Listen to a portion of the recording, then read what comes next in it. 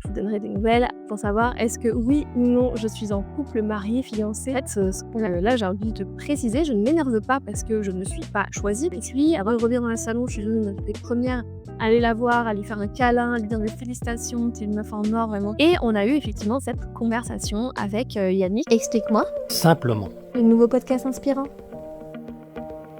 Hello et bienvenue dans mon podcast Explique-moi simplement, un nouveau podcast où je développe des sujets qui me tiennent à cœur, où je vais expliquer simplement avec mes invités des sujets autour du bien-être, de la santé mentale, mais aussi de la différence. Et je fais aussi des capsules autour des parcours. Mais aujourd'hui, c'est pas ça qui nous intéresse. Aujourd'hui, je veux faire un épisode spécial sur mon expérience dans l'émission Pour le meilleur et à l'aveugle Love is Blind France. Et je sais que vous avez plein de questions, donc je vais essayer de revenir un petit peu sur toutes les questions que j'ai reçues, en commençant par le comment je suis arrivée à faire cette émission, le pendant aussi, vous donner un petit peu aussi ma vérité sur comment moi j'ai ressenti et comment j'ai vécu l'expérience, et ensuite le après. Je vous donnerai des nouvelles pour savoir est-ce que oui ou non je suis en couple, marié, fiancé. Vous verrez tout ça à la fin, donc restez bien jusqu'au bout. C'est parti, première question, on m'a demandé comment j'ai fait pour participer à cette émission. L'histoire commence avec Curtis, qui a lancé un concept dans sa story et dans sa communauté avec l'objectif de vouloir mettre en contact des personnes célibataires. Il l'a appelé l'amour est dans la story. Et finalement, j'ai décidé de participer. Je pars du principe où si tu ne changes rien, si tu ne fais pas de nouvelles actions, tu n'auras pas de nouveaux résultats. Ça faisait un petit moment que j'étais célibataire à ce moment-là. J'avais testé un peu les applis de rencontre, j'avais testé différentes choses, mais je ne suis pas non plus une personne qui rencontre énormément de gens. Et vous savez comment c'est, à un moment donné, tous nos potes sont en couple et les copains des copains aussi sont en couple. Donc du coup, c'est un peu plus difficile de pouvoir rencontrer du monde. Donc quand Curtis a lancé ça, mes copines m'ont dit aussi, vas-y Cindy, participe, envoie ta photo. Le principe était simple, il jouait Cupidon entre deux personnes et franchement c'était assez cool comme concept. Et c'est comme ça que l'équipe de casting en fait de Netflix est venue le contacter. À l'époque, on ne savait même pas ce que c'était exactement, on nous a parlé d'une expérience vraiment sociale pour découvrir l'amour. Et c'est comme ça en fait que j'ai commencé à postuler. Mais j'avais une idée aussi derrière la tête au moment où j'ai postulé. Je me suis dit déjà au début, j'aurais pas spécialement le profil pour faire une émission télé-réalité. Il faut savoir aussi que je ne connaissais absolument pas l'émission avant de la regarder. Et en règle générale, je ne regarde pas du tout d'émissions de télé-réalité. Mais du coup, pour celle-ci, je me suis renseignée forcément. J'ai regardé les saisons, j'ai étudié parce que je ne mets pas les pieds à quelque part où je ne suis pas sûre. Donc j'ai postulé, mais en me disant, en ayant une petite idée derrière la tête, moi je suis coach comme vous avez pu voir aussi dans la vie, je ne fais pas que ça d'ailleurs, je suis coach, je suis aussi prof d'anglais, je suis aussi prof de yoga, donc je suis à mon compte entrepreneuse et je fais différentes activités. J'ai eu une vie assez variée, j'ai vécu à l'étranger, j'ai vécu en Australie, j'ai fait un road trip en Amérique latine en sac à dos. Mon amie Cynthia, d'ailleurs, de l'émission Petit Spoil, oui, Cynthia était une de mes amies, me dit souvent, j'ai l'impression qu'il y a eu 15 vies avant celle-ci, mais effectivement, je fais pas mal de choses qui m'ont amené finalement à faire ce que je fais aussi aujourd'hui, c'est-à-dire ma volonté première, c'est de développer le bien-être dans le milieu scolaire, mais pas que. J'accompagne aussi du coup des personnes en individuel, les groupes, j'organise des séjours dans le désert. Je fais pas mal de choses, des séjours bien-être, des trucs comme ça, donc je vous laisserai aller regarder un peu tout ce que je fais au niveau de mes réseaux. Revenons-en à l'histoire. Du coup, je postule et je me suis dit, tiens, ça pourrait être intéressant d'accompagner en fait l'équipe en tant que coach. Mais pour pouvoir approcher aussi toute l'équipe, je vais d'abord postuler en tant que candidate. Donc c'est comme ça que j'ai commencé à postuler. Et finalement, en fait, une fois qu'on a vu ma vidéo de présentation, j'ai eu un retour en fait de Netflix qui m'a dit qu'ils avaient eu un coup de cœur sur mon profil et qu'ils aimeraient trop que je participe. Donc là, tout d'un coup, je commence forcément à réfléchir à cette option-là que j'avais pas spécialement envisagée. À savoir qu'à la fin de mon premier casting, j'avais précisé, by the way, si vous cherchez quelqu'un pour accompagner les candidats, moi ça me plairait trop d'être coach et d'accompagner les candidats sur cette aventure. Mais finalement, comme vous avez pu voir, long story short, je me suis retrouvée à participer en tant que candidate. Long story short, mais en vrai, ça m'a pris 6 mois de réflexion. Mon processus, moi, il a été assez long. Je sais qu'il y en a qui ont été plus ou moins longs, mais le mien a été assez long parce que j'ai beaucoup hésité parce que toute la médiatisation, tout ce qu'on est en train de vivre en ce moment, les commentaires méchants, les gens méchants sur les réseaux, mais même dans l'entourage, c'est tout ce que je craignais vraiment et ça m'a mis du temps avant de pouvoir passer le cap et de me dire que oui, vas-y. Vraiment beaucoup de réflexion, me dire aussi, en fait, si tu n'as pas trouvé quelqu'un jusqu'à maintenant, j'ai vu dans les autres émissions que finalement il y en a qui ont trouvé. Il y a même des personnes qui attendent des bébés. Je fais un petit coucou à Jasmine. Hi Jasmine. Donc on se dit en fait à ce moment-là: «Mais pourquoi pas moi?» On a vu que ça a fonctionné ailleurs, donc pourquoi pas moi, en fait? Même si moi je suis pas vraiment pas dans les délires à la base de télé-réalité, des choses comme ça, à ce moment-là, avec toute l'équipe aussi qui nous entoure, l'équipe de production, l'équipe de casting, tous les gens qui sont autour de nous, les discussions que je peux avoir avec eux et ils pourront confirmer, de longues discussions que je peux avoir avec eux, finalement, bah, ça commence à faire un peu son chemin dans ma tête au fur et à mesure. Moi, il y avait, une condition qui me bloquait aussi pour le participer, c'est que ma grand-mère à l'époque était pas très en forme et je leur avais dit que, bah, si ma grand-mère n'est pas bien, même juste avant le tournage, moi j'annule au dernier moment. Je n'irai pas faire le tournage. La vie a fait que, bah, elle est décédée, l'été juste avant et en fait, du coup je me suis dit que c'est des sujets que j'abordais peu avec ma grand-mère, bizarrement. Elle me demandait tout le temps, où j'étais, ce que je faisais, mais c'est vrai que ma vie sentimentale, c'était pas forcément, le plus gros de ces sujets, contrairement à d'autres grand-mères, j'imagine. Mais, elle me posait peu la question, mais c'est vrai que les derniers mois, elle commençait à me poser la question: «Quand est-ce que tu vas me présenter quelqu'un? Quand est-ce que tu vas avoir, un chéri ou quoi que ce soit?» Et je dis: «J'y travaille, mémé, t'inquiète pas». Et en fait, j'ai vu ça aussi un peu comme un signe. Vous voyez les signes où vous voulez. Moi, j'ai vu ça aussi comme un signe. Je me suis dit: «Bah, c'est peut-être l'occasion de faire quelque chose de nouveau, de sortir de ma zone de confort aussi». C'est dans mon tempérament aussi de tester de nouvelles choses. Je reste très curieuse de nature, donc j'aime découvrir de nouvelles choses et je me suis dit aussi que, bah, vivre cette expérience, ce serait pas donné à tout le monde parce que finalement, on est 30 candidats sur plus de 65 millions de Français aujourd'hui à avoir eu la chance de vivre cette expérience pour la première fois. Après, vous en pensez ce que vous voulez de l'expérience, mais en tout cas, c'est une expérience de fou qu'on a pu vivre. Après, voilà, vous voyez, je vais revenir un petit peu aussi sur mon expérience, comme on a vu aussi au niveau, des images. Mais je me suis dit, voilà et qu'en fait, oui, peut-être qu'eux, ils vont réussir en fonction des critères parce que oui, on donne nos critères avant, on donne un petit peu les choses qu'on aime, chez un homme. Mais je me dis: «Bah, pourquoi pas? Peut-être qu'ils vont trouver cette personne, cette perle rare pour moi». Donc j'y suis vraiment allée avec cette volonté, moi aussi, bah, de me marier, d'être en couple et de créer une famille parce que, bah, c'est quelque chose que je veux aussi et qui est important pour moi et je me suis dit: «Bah, en fait, pourquoi pas vivre cette expérience et en même temps le rencontrer et le découvrir, mais pas coûte que coûte». Je m'étais dit: «Voilà, si j'y vais, si j'ai vraiment un coup de cœur et un crush sur quelqu'un, je continue. Si c'est pas le cas, c'est pas grave, je pars». Il y a pas de problème, j'aurais vécu l'expérience, j'aurais découvert de nouvelles choses, j'aurais vu un petit peu aussi l'envers du décor, comment ça se passe avec les caméras, les micros. J'étais un peu en mode aussi de petite fille à vouloir découvrir un peu tout cet univers. Donc j'y suis vraiment allée avec cette volonté de trouver l'amour parce que, bah, j'y croyais, sinon je n'y serais pas allée, clairement. Et je pense qu'on est toutes, en tout cas je parle pour les filles parce qu'on en a beaucoup parlé, on était toutes dans la même situation. On y croyait toutes vraiment de pouvoir rencontrer, bah, la personne, notre partenaire en fait, en face. Donc voilà comment j'ai participé à l'aventure. Question numéro 2, comment ça s'est passé pendant l'aventure? Alors ça a été une expérience incroyable, vraiment, de vivre tout ce qu'on a vécu. Ce que je retiens surtout, c'est les relations humaines, les connexions que j'ai pu faire, que ce soit avec mes copines, les participantes. Donc, je vous dis maintenant, je peux répondre à la question. Ma bestie numéro 1, c'était vraiment Cynthia, un amour de femme. Comment vous avez pu la découvrir? Sa beauté, extérieure et intérieure, vraiment, toutes les premières images et les premières impressions que vous avez pu avoir d'elle, c'est vraiment une pépite. Vraiment, vraiment, vraiment une pépite et j'ai hâte que vous puissiez aussi plus la découvrir. Il y avait aussi Julie que j'ai, adorée aussi et en plus c'est marrant parce qu'on s'est rendu compte qu'on avait des personnes en commun.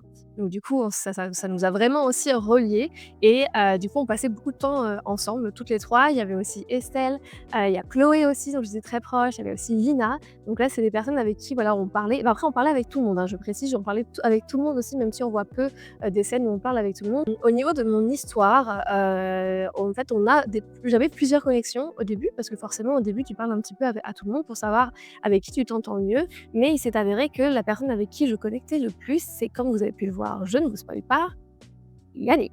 Et je vais revenir un petit peu sur cette histoire parce que ça a vraiment été une vraie connexion. On voit pas très bien au niveau des images, mais moi, il faut savoir que je suis quelqu'un qui, si je m'ouvre, c'est qu'en face, il y a de la matière. C'est qu'en face, il y a un répondant et que c'est à peu près donnant-donnant. Ah, donc du coup, les conversations qu'on a pu avoir, oui, c'était deep, mais moi, un des points essentiels pour un homme, il faut qu'il me fasse rire. Il faut qu'il y ait de l'échange, il faut qu'il y ait du fun, parce que du deep, en vrai, c'est cool, mais c'est pas que ça.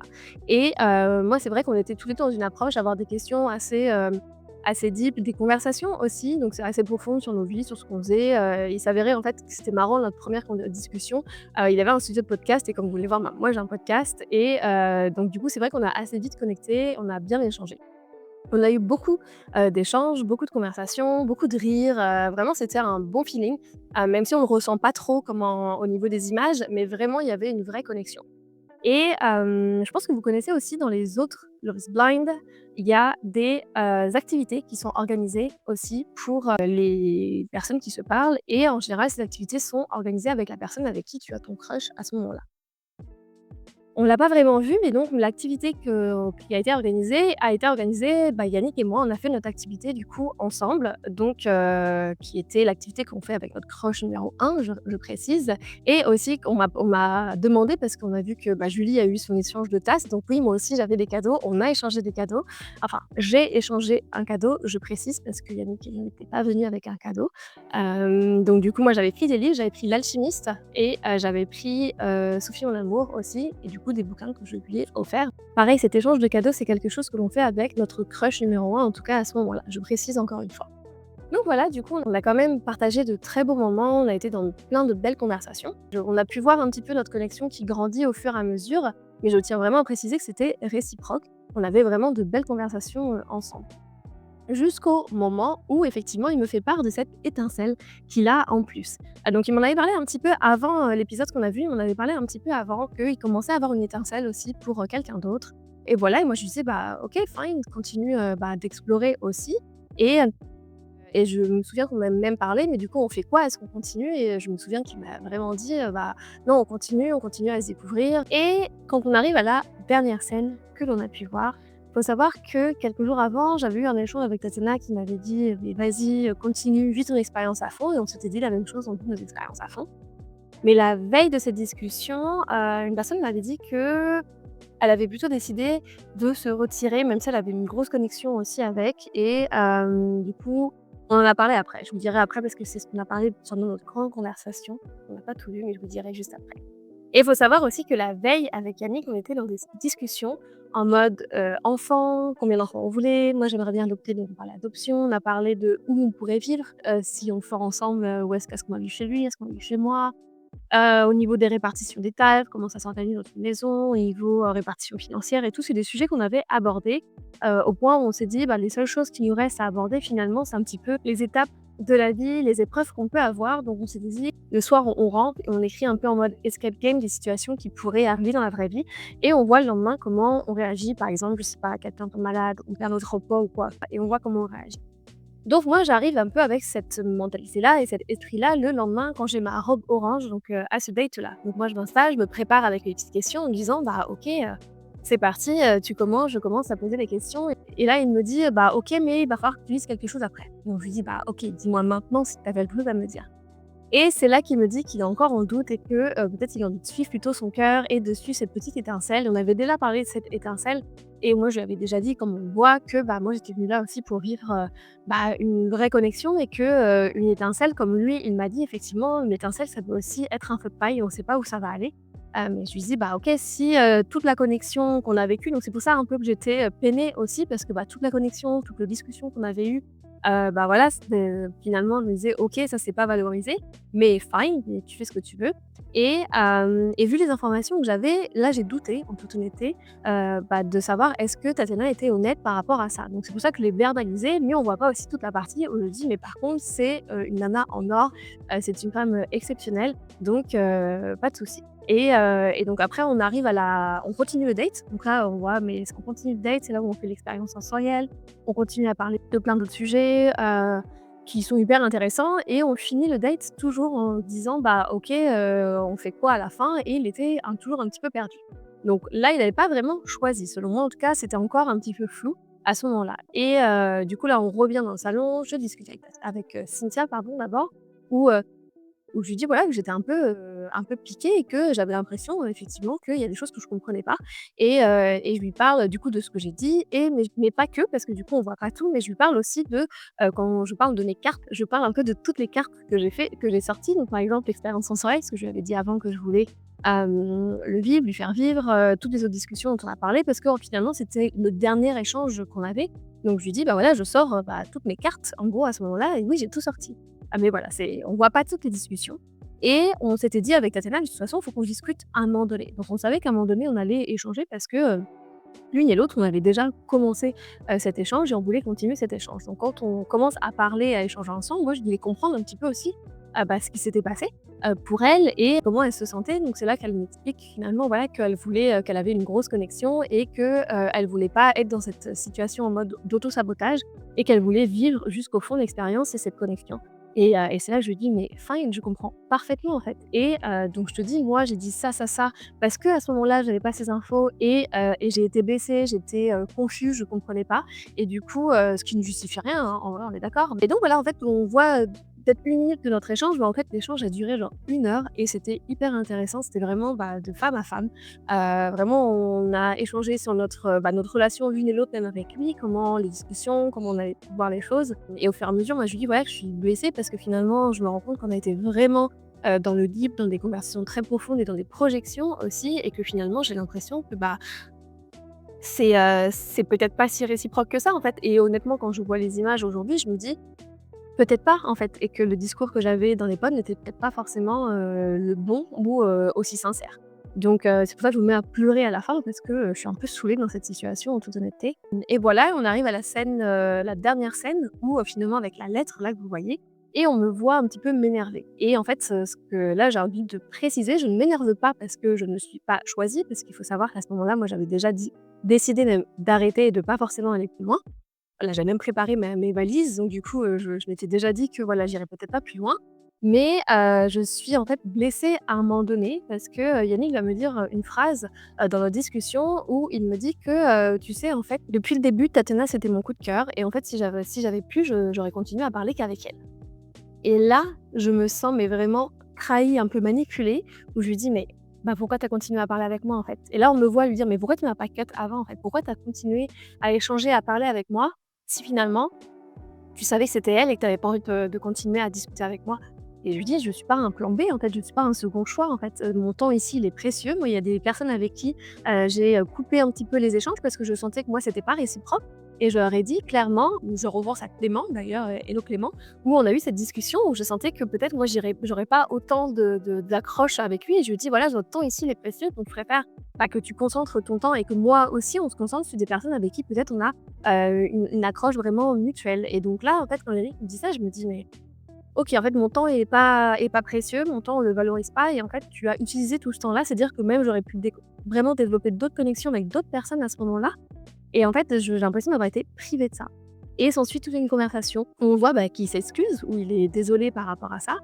Mais moi, j'ai cette sensation de, me dire: «Mais en fait, est-ce que c'est vrai? Est-ce que c'est pas vrai?» Parce qu'on a quand même fait tout notre deck d'activités, justement ensemble, où on est censé le faire avec le crush numéro 1. Donc en gros, je suis complètement perdue en mode: «Est-ce que c'est vrai? Est-ce que c'est pas vrai?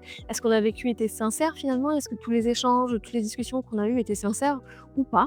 Et donc je termine un petit peu l'aventure, comme ça, où moi j'ai réussi à lui dire quand même tout ce que j'avais sur le cœur et c'est pour ça que j'étais assez en colère où j'ai eu vraiment cette sensation d'être manipulée.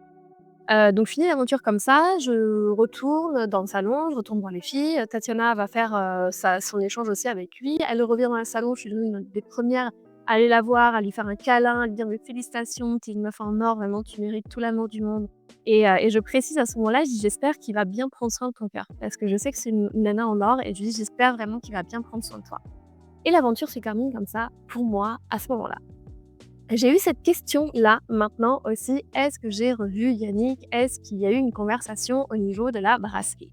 Eh bien oui, j'étais bien là à la brasserie, même si on ne m'a pas vraiment vu, j'étais bien là. Et on a eu effectivement cette conversation avec Yannick. Tazema aussi était là, on s'est dit bonjour, on a papoté, et voilà, tout allait très bien. Comme je dis, il n'y a pas de sujet avec elle.